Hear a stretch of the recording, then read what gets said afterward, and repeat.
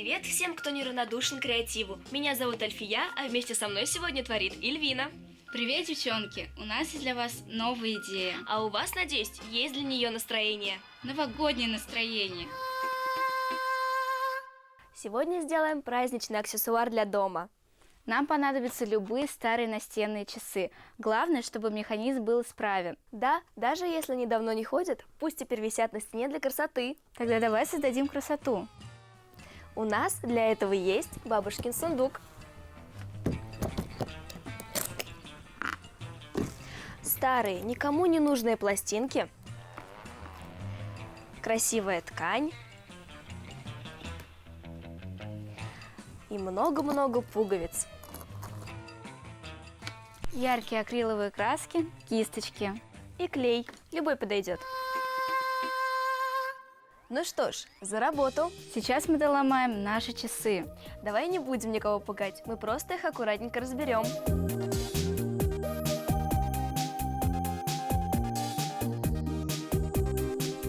Здесь главное не повредить стрелки.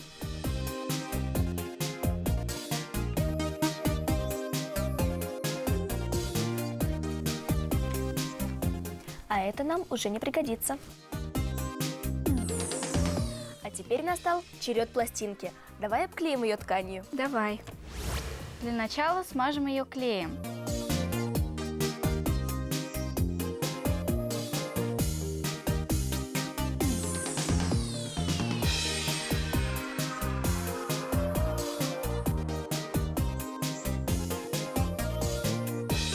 Видов ткани сейчас столько, что можно, наверное, обернуть земной шар полностью много раз. А начиналось все с простых и грубых материй, которые ткали первобытные люди. Поначалу они, конечно, заворачивали в шкуры животных, но жарким летом в шубе из зубра не походишь. На идею сделать ткань их натолкнул опыт плетения рыболовных сетей. Материя была грубой и неровной. Качественные ткани появились только после изобретения ткацких станков. В наши дни большинство тканей содержат синтетические нити и волокна, а до нашей эры все было натуральное, материи делали из растений – осоки, конопли, крапивы или льна. Постепенно люди стали изготовлять ткани не только для того, чтобы одеться, но и чтобы украсить свой дом и порадовать глаз. У нас все готово, края мы спрятали. Теперь настал черед пуговиц.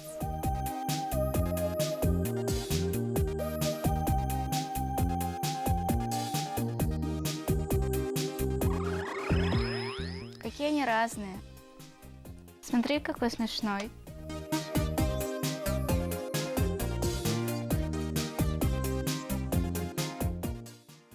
Чего только не делали дизайнеры, чтобы сделать часы удивительными. То убирали из механизма стрелки, то рисовали вместо цифр картинки. А у нас вместо цифр будут разноцветные пуговицы и пуговки. Кто изобрел пуговицу, теперь уже, конечно, никто не знает. Но самую древнюю из них нашли в Индии. Ей примерно 2500 лет. Правда, популярной эта застежка стала только в 18 веке, да и то в мужских костюмах. Барышни не сразу оценили эту модную штучку и продолжали застегивать наряды булавками. А между тем пуговицы в те времена были такими же ювелирными изделиями, как серьги и кольца. Их выплавляли из благородных металлов и вставляли драгоценные камни. В Европе пуговицы были не только удобными застежками, но и эффектными украшениями. А если покопаться в истории, с пуговицами связано много интересного. Например, 200 лет назад во время войны с Наполеоном французским солдатам часто приходилось ходить по улице незастегнутыми. Пуговицы на их мундирах были из олова. При температуре минус 13 градусов на улице этот металл превращался в порошок. Застежки на мундирах просто рассыпались от русского мороза. Однажды во Франции один король заказал 13 600 пуговиц, чтобы украсить всего лишь один бархатный костюм. А теперь мы приступим к самому интересному. Начинаем приклеить вместо цифр пуговки.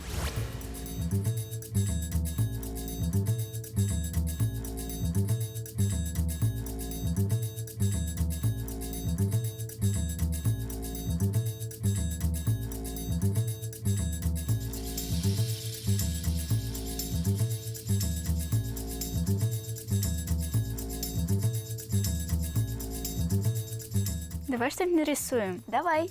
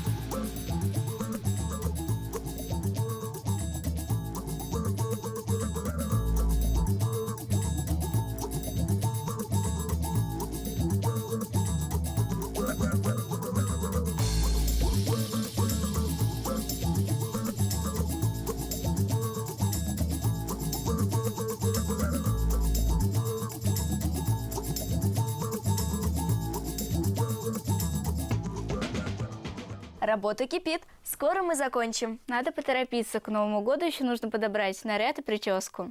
Над нарядом мы еще подумаем, а идеи для прически уже есть. Посмотрим. Давай.